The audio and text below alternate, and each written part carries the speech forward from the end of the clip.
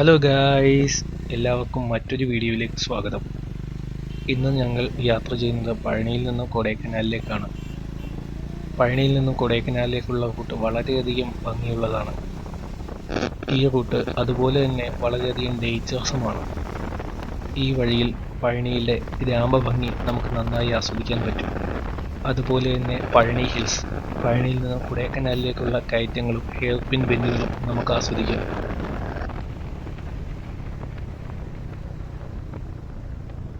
രാവിലെ തന്നെ പഴനിയിൽ നിന്നും ഞങ്ങൾ കൊടൈക്കനാലിലേക്ക് തിരിച്ചു. പോകുന്ന വഴി ഗ്രാമത്തിൻ്റെ ഭംഗി ആസ്വദിച്ചുകൊണ്ടാണ് യാത്ര. പഴനിയിൽ നിന്നും കൊടൈക്കനാലിലേക്ക് ഏകദേശം 64 കിലോമീറ്ററാണ് ഉള്ളത്.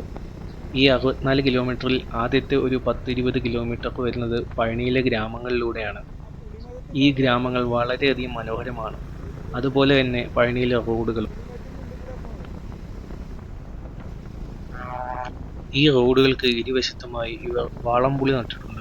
ഞങ്ങളുടെ നാട്ടിൽ വാളംപുളി എന്നാണ് പറയുക.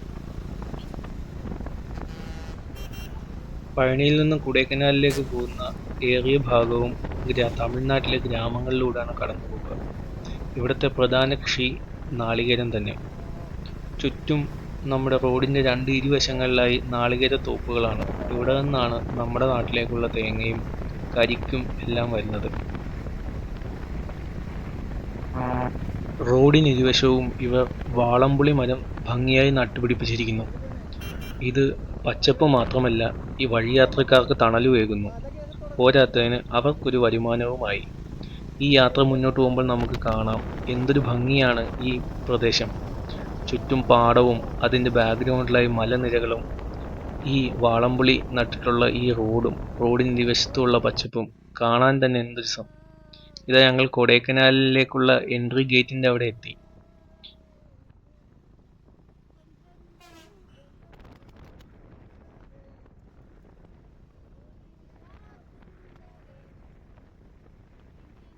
വഴി അതിമനോഹരമായി ടാർ ചെയ്ത് ഭംഗിയാക്കിയിരിക്കുന്നു.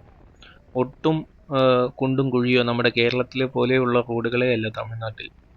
വളരെ മനോഹരമായി ഗ്രാമവീഥികൾ പോലും വളരെ അതിമനോഹരമായി ടാർ ചെയ്ത് സുന്ദര കുട്ടപ്പനായി കിടക്കുന്നു.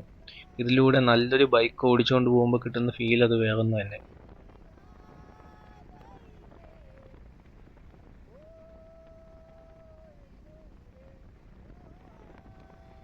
ഞാൻ നേരത്തെ പറഞ്ഞല്ലോ, നമ്മൾ പഴനി അമ്പലത്തിൽ നിന്നാണ് കൊടൈക്കനാലിലേക്ക് പോകുന്നത്. ഏകദേശം 64 കിലോമീറ്ററോളം ഉണ്ട്. ഇപ്പോൾ ഏകദേശം 10 കിലോമീറ്ററോളം കവർ ചെയ്ത് കഴിഞ്ഞു. ഈ 10 കിലോമീറ്ററും ഈ വഴി ഇങ്ങനെ തന്നെയാണ്. ഇപ്പോൾ ഞങ്ങൾ കൊടൈക്കനാലിലേക്ക് കയറാനുള്ള ചെക്ക് പോസ്റ്റിനടുത്തെത്തി. ആദ്യം കണ്ടത് പഴയ ബോർഡാണ്. കുറച്ചുകൂടെ മുന്നോട്ട് പോകുമ്പോഴാണ് ഇപ്പോഴത്തെ ചെക്ക് പോസ്റ്റ് കാണുക. ചെക്ക് പോസ്റ്റ് കടന്ന് ഞങ്ങൾ മല കയറാൻ ആരംഭിച്ചു. ചെങ്കുത്തായ കയറ്റമാണ്. നിങ്ങൾക്ക് ഇപ്പോൾ ഈ വീഡിയോയിൽ കാണാം, വളരെ ബ്ലൈൻഡ് കർവുകളുള്ള റോഡാണ്. അങ്ങകലെ പഴനിമല നമുക്ക് കാണാം. വഴി വളരെയധികം മനോഹരമാണ്. താഴെ ഏതോ ഒരു ഡാമുണ്ട്. ആ ഡാമിലെ റിസർവോയറിലെ വെള്ളമാണ് നമ്മളിപ്പോൾ കാണുന്നത്. ഹെയർപിൻ ബെൻഡുകൾ വളരെയധികം ഡേഞ്ചറസ് ആണ് ഈ വഴിയിൽ. മാത്രമല്ല ബ്ലൈൻഡ് കർവുകളാണ്. നമ്മൾ ഓരോ വളവിലും തിരിവിലും ഹോൺ അടിക്കാതെ കയറിപ്പോകാൻ പറ്റില്ല. മാത്രമല്ല വഴിക്ക് വളരെയധികം വീതി കുറവാണ്. ഓപ്പോസിറ്റ് ഒരു വണ്ടി പെട്ടെന്ന് വന്നു കഴിഞ്ഞാൽ എന്ത് അപകടം വേണമെങ്കിലും സംഭവിക്കാം. നമുക്ക് ഒതുക്കി കൊടുക്കാൻ വേറെ സ്ഥലങ്ങളില്ല. ഒരു സൈഡിൽ ചെങ്കുത്തായ പാറയാണ്, ഒരു സൈഡിലാകട്ടെ അഗാധമായ ഗർത്തമാണ്. ഈ റൂട്ട് അതിമനോഹരമാണെന്ന് നേരത്തെ ഞാൻ പറഞ്ഞിരുന്നല്ലോ. താഴെ നോക്കിയാൽ കണ്ണെത്താ ദൂരത്തോളം തെങ്ങും തോപ്പുകളും നമുക്ക് കാണാം. അങ്ങകലെ കുറച്ച് മലകളും. എന്ത് രസമാണ് ഈ കാഴ്ചകൾ കണ്ട് ആസ്വദിച്ചിരിക്കാൻ. ചുറ്റും പച്ചപ്പ്, ഈ വശ്യഭംഗി അതുപോലെ തന്നെ വളരെയധികം ഡേഞ്ചറസുമാണ് കേട്ടോ. ഓരോ വളവും തിരിവും അത്രയ്ക്ക് ഡേഞ്ചറസ് ആണ്. എവിടെ നിന്ന് എപ്പോഴാണ് ഒരു വണ്ടി വരുന്നതെന്ന് അറിയാൻ പറ്റില്ല. വളവുകളെല്ലാം ബ്ലൈൻഡ് കർവുകളാണ്. വളരെ ഡേഞ്ചറസ് ആയ റോഡുമാണിത്. റോഡിന് വീതി കുറവാണ്. അതുപോലെ തന്നെ തമിഴ്നാടിൻ്റെ RTC വണ്ടികൾ ഇതിലൂടെ വരാറുണ്ട്.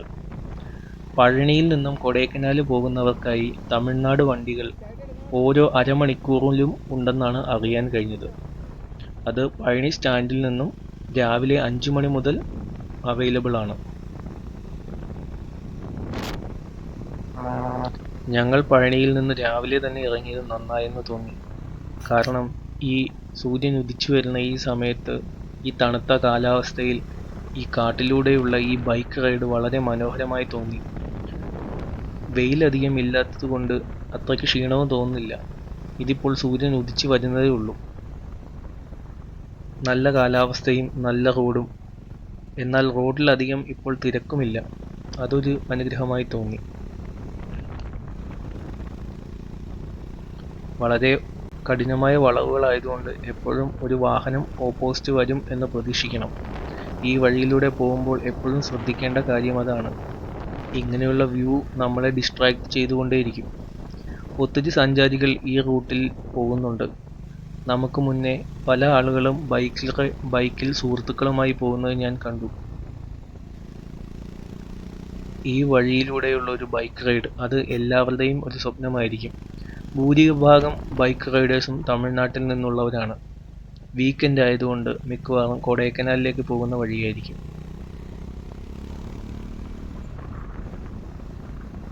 നേരത്തെ ഞാൻ പറഞ്ഞല്ലോ, വളരെയധികം ഷാർപ്പായ ടേണുകളാണ്. ഓപ്പോസിറ്റ് വരുന്ന വണ്ടികളെ വളരെയധികം സൂക്ഷിച്ച് വേണം നമ്മൾ പോകാൻ. ഹോൺ, എല്ലാ വളവിലും തിരിവിലും ഹോൺ അടിച്ച് വേണം കയറി വരാൻ. തമിഴ്നാട് സർക്കാർ ഈ കാണുന്ന പാറയിലും കല്ലുകളിലുമെല്ലാം സൗണ്ട് ഹോൺ എന്നും പറഞ്ഞ് എഴുതി വെച്ചിട്ടുമുണ്ട്. നമ്മളറിയില്ല, അത്രയും ബ്ലൈൻഡ് ആയിട്ടുള്ള കർവുകളാണ്. ഓപ്പോസിറ്റ് ഒരു ബസ്സാണ് വരുന്നതെങ്കിൽ പെട്ടെന്ന് നമുക്ക് ഒതുക്കാൻ പോലും പറ്റിയെന്ന് വരില്ല. താഴേക്കുള്ള വ്യൂ അതിമനോഹരമായിരിക്കുന്നു. മുകളിലേക്ക് കയറുകയാണ് ഞങ്ങൾ. ഓരോ വളവിലും തിരിവിലും ഞങ്ങൾ വണ്ടി നിർത്തി ഫോട്ടോ എടുക്കാൻ ശ്രമിക്കുന്നുണ്ട്. ദൂരെ നമ്മൾ കണ്ട ആ ഡാമാണിപ്പോൾ കാണുന്നത്.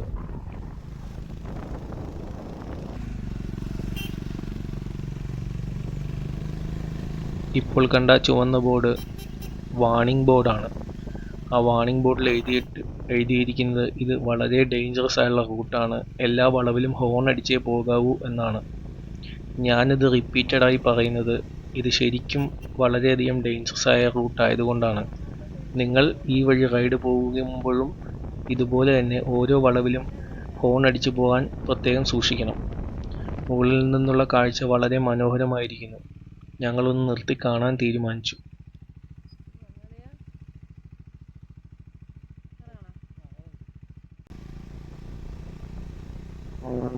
അവിടെ നിന്നും ഞങ്ങൾ യാത്ര തിരിച്ചു. ഏകദേശം ഒരു 5 മിനിറ്റോളം ഞങ്ങൾ ബ്രേക്ക് എടുത്തു.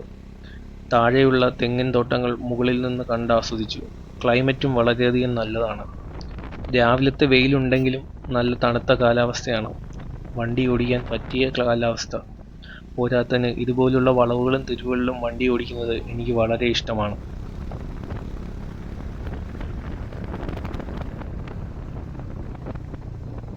നമ്മളെപ്പോലെ തന്നെ കപ്പിളായി ട്രാവൽ ചെയ്യുന്ന ഒരുപാട് യാത്രക്കാരെ നമുക്ക് ഈ വഴിയിൽ കാണാം. ഈ വഴിയുടെ ഭംഗി ഒന്ന് വേറെ തന്നെ. അത് നമ്മൾ ബൈക്കിൽ വന്ന് റൈഡ് ചെയ്ത് ആസ്വദിക്കേണ്ടത് തന്നെ. കാറിൽ വന്നാൽ ചിലപ്പോൾ ഇത്രയും ഫീല് കിട്ടുമോ എന്നെനിക്കറിയില്ല. എന്നാലും കാറിലും ബൈക്കിലുമായി സഞ്ചാരികൾ ഒട്ടനവധി ഉണ്ട് തന്നെ. ഇതൊരു വ്യൂ പോയിന്റ് ആണ്. ഇവിടെ നിന്ന് താഴെയുള്ള ഡാം നല്ലപോലെ കാണാം. ഞങ്ങൾ പക്ഷെ ഡാം വ്യൂ കാണാൻ നിന്നില്ല. ഒത്തിരി ദൂരം സഞ്ചരിക്കേണ്ടതുകൊണ്ട് ഞങ്ങൾ പോന്നു. പാട്ടും പാടിയാണ് ഞങ്ങളുടെ യാത്ര. എൻ്റെ പിന്നിലിരിക്കുന്നത് എൻ്റെ ഭാര്യയാണ്.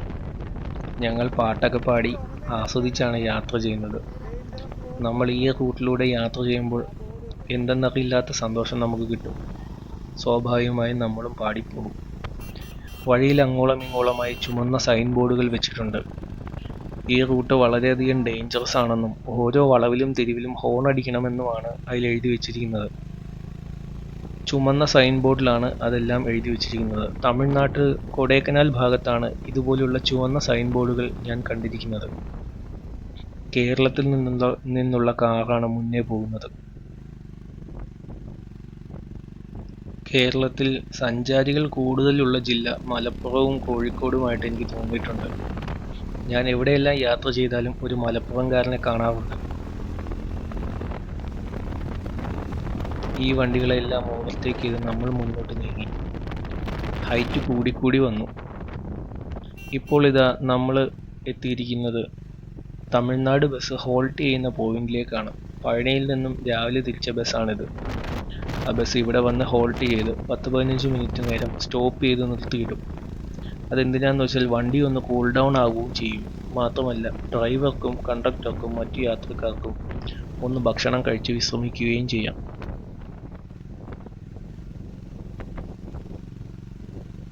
മഴ പെയ്ത് പൊട്ടിപ്പൊളിഞ്ഞു പോയ റോഡിന്റെ ഭാഗങ്ങളുടെ റിപ്പയറിംഗ് നടന്നുകൊണ്ടിരിക്കുന്നു. കേരളത്തിലെ പോലെ ഒരുപാട് കാലതാമസമൊന്നും എടുക്കുന്നില്ല. കഴിഞ്ഞ മഴയത്ത് പൊട്ടിപ്പോയ റോഡുകൾ ഇപ്പോൾ വർക്ക് ചെയ്തുകൊണ്ടിരിക്കുന്നു. ഈ ഒരു സൈഡ് മുഴുവൻ ഒലിച്ചു പോയതാണ്. അതിൻ്റെ റിപ്പയറിംഗ് ജോലികളാണ് നടക്കുന്നത്. നമ്മളിപ്പോൾ വളരെയധികം ഹൈറ്റ് ഗെയിൻ ചെയ്തിരിക്കുന്നു.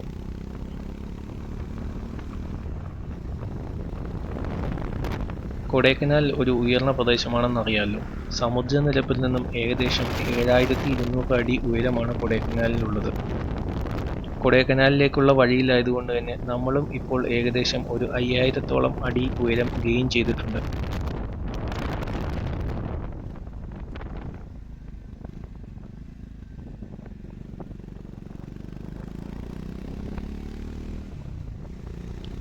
കാണാനുള്ള രസം പോലെ തന്നെ ഈ വഴി വളരെയധികം ഡേഞ്ചറസുമാണ്. ഓപ്പോസിറ്റ് വരുന്ന വണ്ടികളോ മൃഗങ്ങളോ നമ്മൾ കാണില്ല. മുകളിലേക്ക് പോകുന്തോറും ഭൂപ്രകൃതി മാറുന്നതായി എനിക്ക് തോന്നുന്നു. കുറച്ച് പൂക്കളൊക്കെ കണ്ടു തുടങ്ങി. കൊടൈക്കനാൽ ഭാഗത്തേക്ക് എത്തുന്തോറും ചുറ്റും പൂക്കളായി മാറാറുണ്ട്.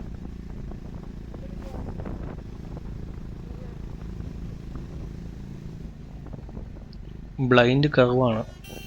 മനസ്സിലങ്ങനെ വിചാരിച്ചതേ ഉള്ളൂ. അതാ വരുന്നു ഒരു തമിഴ്നാട് ബസ്. ഗ്യാപ്പ് വളരെ കുറവും ഒരു സൈഡ് അഗാധമായ ഗർത്തവുമാണ്. നമ്മൾ ഹോൺ അടിച്ച് പോയില്ലെങ്കിൽ നമ്മൾ വരുന്നതൊന്നും അവരറിയില്ല. ഇപ്പോൾ ഇതാ സൈഡ് ഫെൻസിങ്ങിൻ്റെ വർക്കുകൾ നടക്കുന്നത് കാണാം. ഈ റോളിംഗ് സൈഡ് ഫെൻസ് വളരെ നല്ലൊരു ഇനിഷ്യേറ്റീവായിട്ട് തോന്നി. അതിൽ ഇടിച്ച് വണ്ടി മറിയാതെ അതിൽ ഉരുണ്ടു പോവുകയാണ് ചെയ്യുക. വലിയൊരു അപകടത്തെ അതിൽ നിന്നും ഒഴിവാക്കാൻ പറ്റും.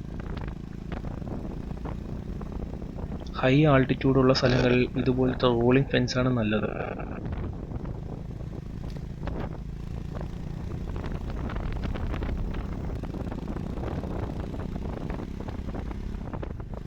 ഇതുപോലുള്ള മനോഹരമായ റൂട്ടിൽ യാത്ര ചെയ്യുമ്പോൾ കഴിവതും പ്ലാസ്റ്റിക് ഉപയോഗം സൂക്ഷിക്കുക. പ്ലാസ്റ്റിക് തോന്നിയതുപോലെ വലിച്ചെറിയാതെ നമ്മൾ പ്രകൃതിയെ സംരക്ഷിക്കാൻ ശ്രമിക്കുക. ഞങ്ങളിപ്പോൾ ഏകദേശം കൊടൈക്കനാലിനടുത്തെത്തിയിരിക്കുന്നു. പഴനിയിൽ നിന്നും പുറപ്പെട്ട് ഏകദേശം 50ഓളം കിലോമീറ്റർ കവർ ചെയ്ത് കഴിഞ്ഞു. ഭൂപ്രകൃതി മാറിയതായി എനിക്ക് തോന്നുന്നു. അങ്ങകലെ കൊടൈക്കനാൽ മലനിരകൾ കാണാൻ പറ്റുന്നു. അവിടെ പൈൻ മരങ്ങൾ കണ്ടു തുടങ്ങിയിരിക്കുന്നു. പൈൻ മരങ്ങളും പൂക്കളും കൊടൈക്കനാലിൻ്റെ അടയാളം തന്നെ. ഇപ്പോൾ ഈ സൈഡ് നോക്കിക്കഴിഞ്ഞാൽ ഇവിടെ കുറേ ചെടികളും പൂക്കളും പൂത്തു നിൽപ്പുണ്ട്. കൊടൈക്കനാലിൻ്റെ ഒരു പ്രത്യേക ഭംഗി തന്നെയാണത്. റോഡിൽ അവിടെ ഇവിടെയായി മൃഗങ്ങളും മേയുന്നുണ്ട്. ഇപ്പോൾ സൈഡിൽ നോക്കിയാൽ നമുക്ക് നിറയെ പൂക്കൾ കാണാം. കൊടൈക്കനാൽ എത്തിത്തുടങ്ങി, അതല്ലെങ്കിൽ കൊടൈക്കനാൽ മേഖലയിലേക്ക് ആയി തുടങ്ങി എന്നുള്ള സൂചനയാണത്. ഇപ്പോൾ നമ്മൾ ഇരുവശത്തും പൂക്കൾ തന്നെ. പിങ്ക് നിറത്തിലും റോസ് നിറത്തിലും പൂക്കൾ തന്നെ. കൊടൈക്കനാൽ ടൗണിലേക്ക് ഇനി അധികം ദൂരമില്ല. ആകെ 10 കിലോമീറ്റർ മാത്രം. അപ്പോൾ ഇതിൻ്റെ സെക്കൻഡ് പാർട്ട് വീഡിയോ ഉടൻ തന്നെ വരുന്നതായിരിക്കും. അത് ഇവിടെ നിന്നും കൊടൈക്കനാലിലേക്കുള്ള ഞങ്ങളുടെ യാത്രയാണ്.